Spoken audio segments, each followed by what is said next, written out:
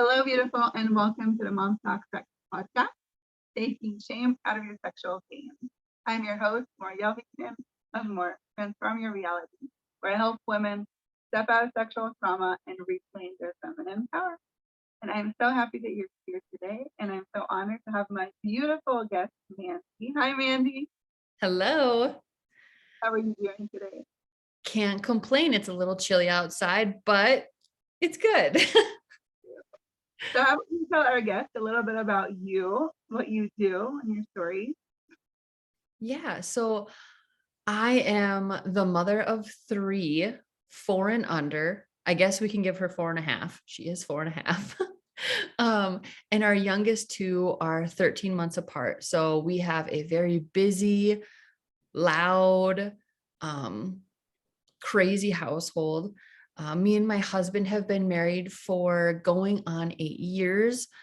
And I am a entrepreneur, if you will, and I have my own business where I help individuals identify different trapped emotions or kind of weird underlying things that are going on in their cell structure in their body from past events and help them kind of realize what those are and then get them out of their system.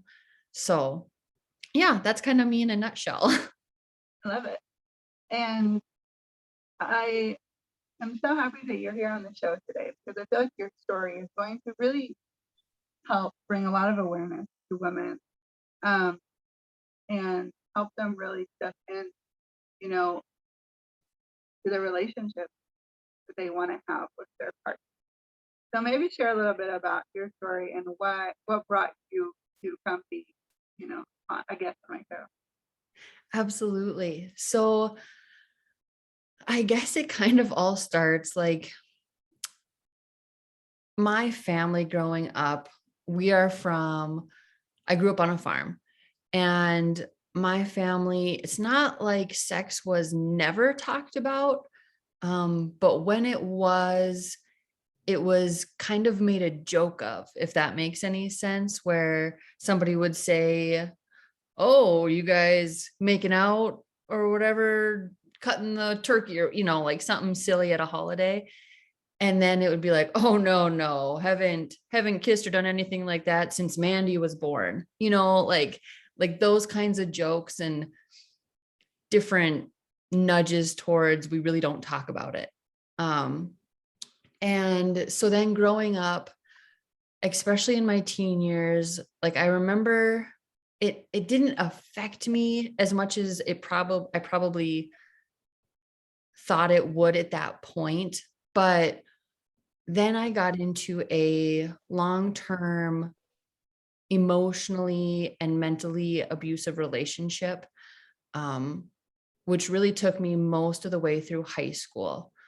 And in that relationship, I just remember, it was really all of those really common textbook things where it was, "Well, where are you at? What are you doing? Why aren't you here with me? Like, if you want to hang out, why don't you just come hang out at my house? Why don't we just do this? Why are you with them? Why are you talking to them?" Like all those things everybody ever talks about. And I didn't realize it right away. Right away, it seemed like what everybody says, like the girl's like, "Oh, he just really wants to be with me." And it's just, "Oh, that feels so great that he just cares so much about me," blah, blah, blah, blah, blah, blah, blah. And then I started realizing that it was all these tools, and I was being manipulated in a way that didn't feel comfortable. So even when we would kiss or make out or, even holding hands, it just wasn't comfortable anymore. And I didn't understand why. Now looking back on it, I know that was my intuition and my gut telling me like, this is bad. This energy isn't good. You're not safe.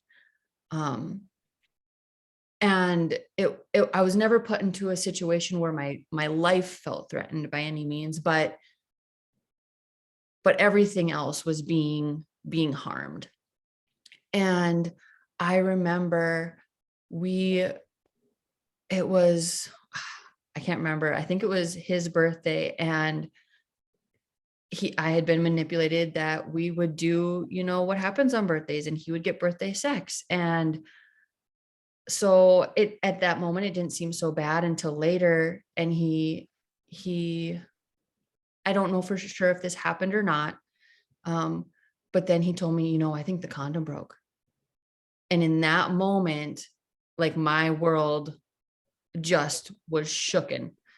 And I couldn't, like, ever since then, like, it's just been a thing where I was just like, well, it's not really a safe thing to do. We don't do it it's not fun. Everybody says how fun it's supposed to be, and how great you're supposed to feel afterwards. And it just, that's not how it started for me.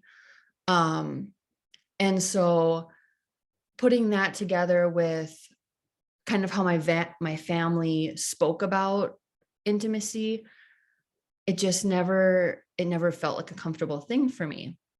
And so then getting married and knowing I was with somebody who I was very safe with, I could share things with him, talk.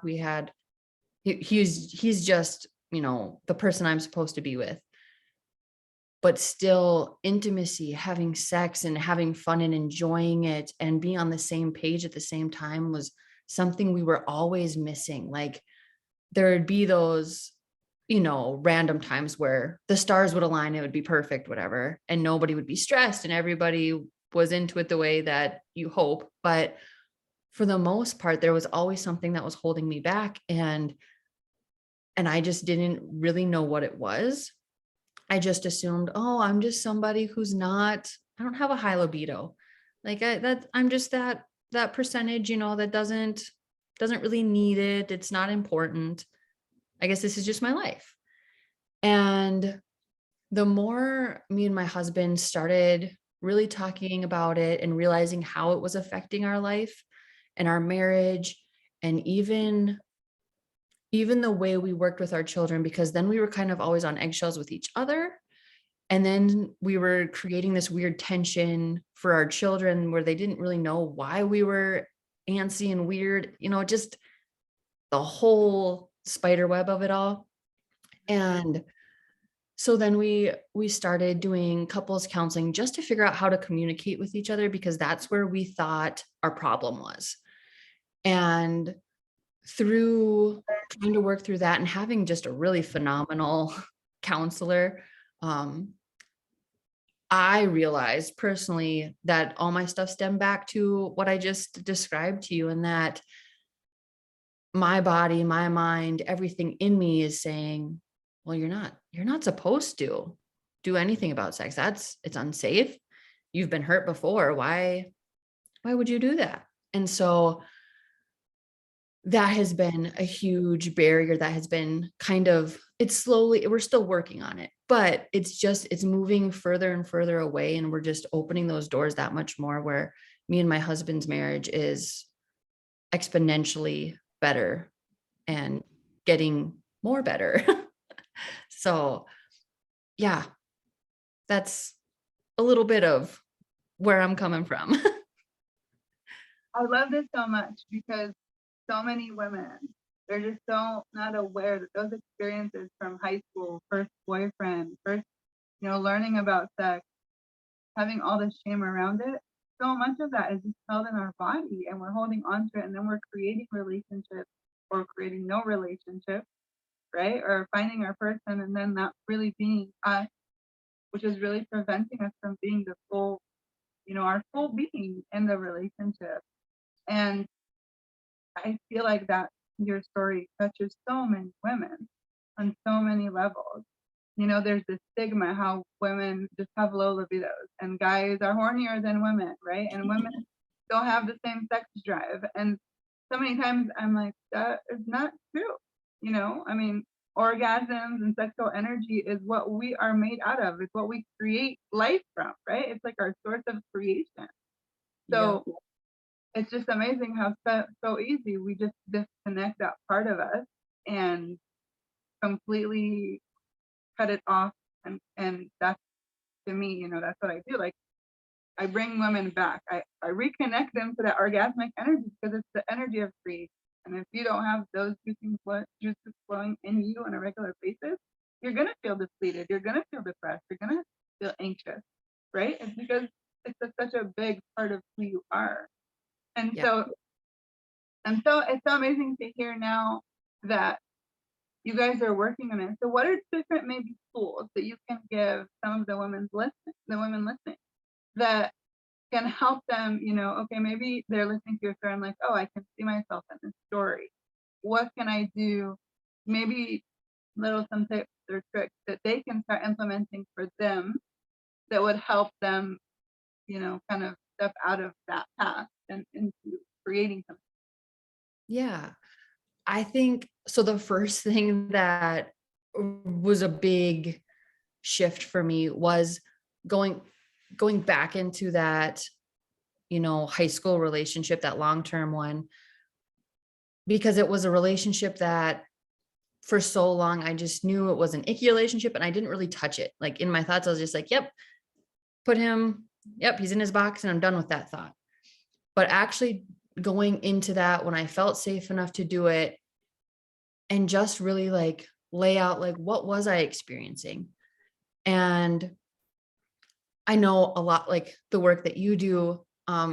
We talked about this, like we are very similar in what we do. And I found that to be extremely beneficial for myself, just knowing that I can go in, identify a huge emotion, a huge space in time where I felt whatever, acknowledge it, and then know that I have the ability to just release it out of my system and do that in a healthy way that I do. I truly feel lighter afterwards and I can think clear and be like, okay, I'm not changing my past. That's not at all what's happening, but I am able to change the way I move forward and the way I can look back on it and realize I'm not there anymore. I'm somewhere safe. I'm with someone safe that I love, that I care about.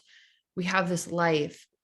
I'm in an okay place and I can take that experience and know that that's what it was. It was a lesson. I've learned from it, but I don't have to stay in it anymore. And my body's cells don't have to stay in it anymore. So doing energy and holistic health healing practices has really been what's changed so much for me and my husband. And our counselor is just, I myself needed that third party to be like, okay, when I talk to her, I know she's going to be able to filter it and translate it if he doesn't quite understand it, because I'm not piecing all the words together, because my brain is so scattered in this experience that I had, that now I can tell her, she understands it enough because that's what she's trained in. And now she can relay that to him and we can figure that out with a more full script of what my thoughts actually are versus what's coming out of my mouth. Yes, I think that's so important to have like that mediator, and also being just aware that, if you're having low libido and you don't have a high sex drive, there's a reason, right? If you're Yeah. experiencing frequent like UTIs and yeast infections, there's a reason, right? Your body is telling you something's going on. And so easy in this reality to buy into, okay, I'm just one of those women that doesn't know how to experience orgasm. Like, no, your body is perfect the way it is, and it was made to create pleasure for you and to reduce your stress and to elevate your endorphins, to make you feel good, right? And it's these past experiences that are what's preventing you from really stepping into that.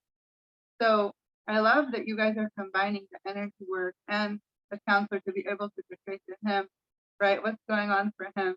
And I know that as a healer, a lot of times, I know that I do the work constantly, right? I constantly do the work on myself. It's this ever-ending kind of thing, but I love doing it because I feel like the more I can find the stuff that's blocking me and holding me back and preventing me from being in total joy, you know, it's like that's my motivation almost. Like, yes, I am here to enjoy life, have an amazing experience on all the different kinds of variations, and I don't want anything to stop me from that.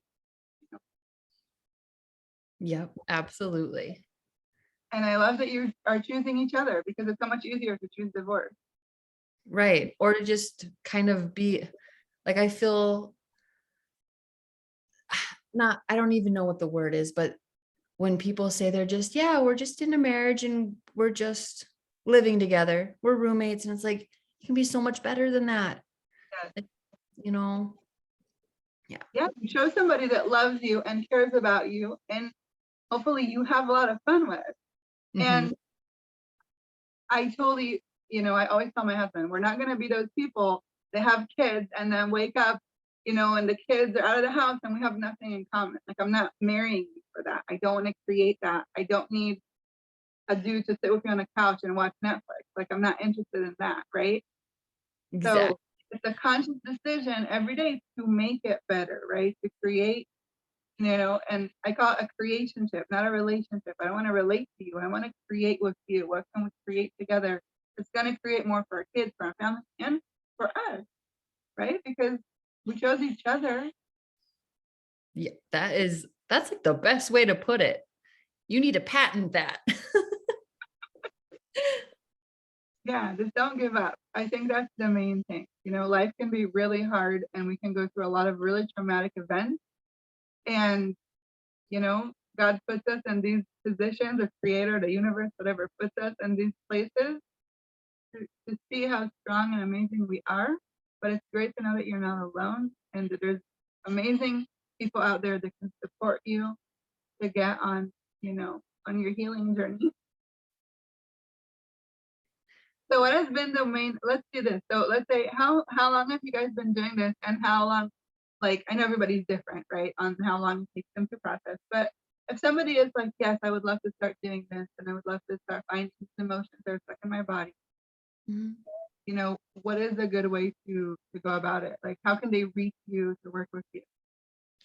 Yeah, so I am on all of the social media mostly. I guess I'm sure there's probably some things that I don't know about, but like Facebook, Instagram, Solistic Healing with Mandie. And I have my own website.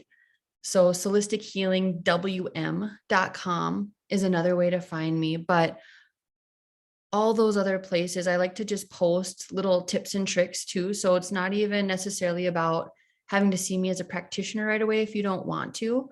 Um, but just realizing how you can release and just recognize those emotions before they even get trapped um, as you experience them. But I like to post things like that and just other educational tidbits. But yeah, that's how I can be found. Perfect. Well, thank you so much for being with me here today. I think you gave a lot of really good, valuable information to our listeners. Thank So you. thank you so much. See you guys, and we'll see you next week. Have a wonderful week. Have lots of sex, and I'll talk to you next